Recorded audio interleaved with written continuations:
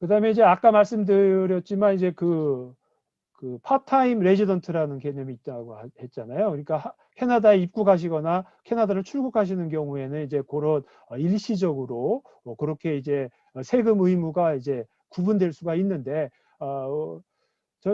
여기 계신 분들은 대부분이 이제 어떤 입국을 통해서 다 들어오셨다고 보면은 캐나다에 이제 입국과 관련돼 가지고 이제 거주를 하게 되면 그 사람이 뭐 언제 워크퍼밋을 받았든지 언제 뭐 영주권을 받았는지가 중요한 것이 아니라 캐나다에 살러 오셨다고 하면은 캐나다 입국일부터 사실은 세금 신고 의무가 있다고 보시는 것이 더 정확합니다. 그렇기 때문에 자기가 이제 뭐 영주권을 지금 받았으니까 올해부터 신고해야지 이런 것이 아니고 캐나다에 입국한 날로부터 시작해서 신고를 할 의무가 있습니다.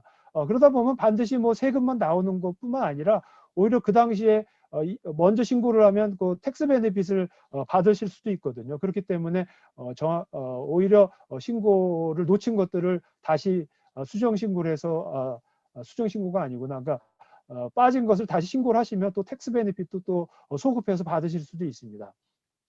그래서 제가 말씀드리는 것은 입국 일자 기준으로 해서 이제 세금 신고를 시작을 해야 되는 것이고, 그다음에 중요한 것 중에 하나는 뭐 아시다시피 그 해외 자산 신고라는 것이 있습니다. 그것은 이제 그 한국에서 생활 기반을 갖고 있다가 이민을 오신 분들 같은 경우에 아직 뭐 처분하지 못한 자산들이 있을 수 있잖아요.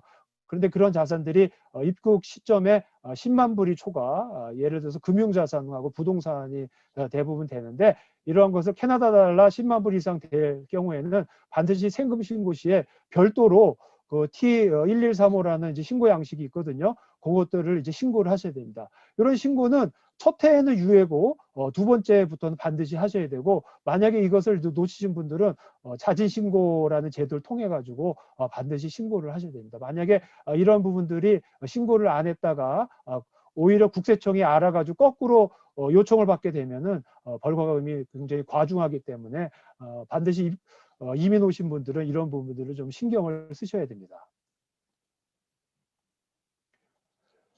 그 다음에 이제 뭐 여기 계시니까 뭐 아직 나가신 분은 없지만, 만약에 이제 캐나다를 좀 정리하고 이제 다시 한국으로 돌아가시겠다 이런 분들이 있을 수 있잖아요.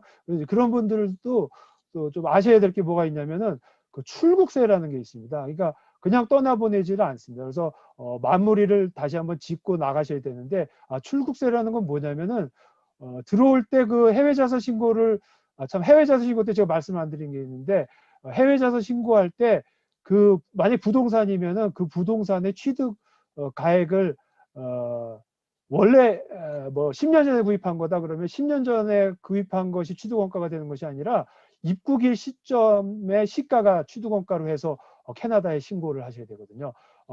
근데 이제 이와 맞물려 가지고 떠나실 때도 그 해외에 있는 부동산에 대해서 마치 처분을 하고 떠나신 것처럼 신고를 하셔야 돼요. 약간 좀 어폐가 있는 것 같은 느낌이 있긴 하지만, 어쨌든 들어올 때는 이제 취득한 것으로 보고 떠날 때는 양도한 것으로 간주해가지고 이러한 출국세라는 게 또 있어요. 그러니까 그 양도로 간주해가지고 그 양도 소득에 대해서 세금을 내는 거가 되는 거죠.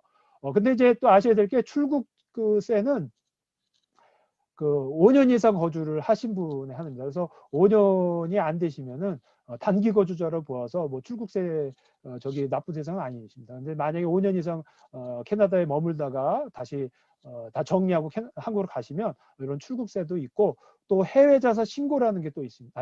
보유 자산 신고라는 게 또 있습니다. 그래서 요 두 가지 신고를 하고 떠나셔야 됩니다. 그래서 요걸 안 하면은 또 이것도 벌가금이 있습니다. 그래서 이런 것도 상식적으로 아시기 바랍니다. 예.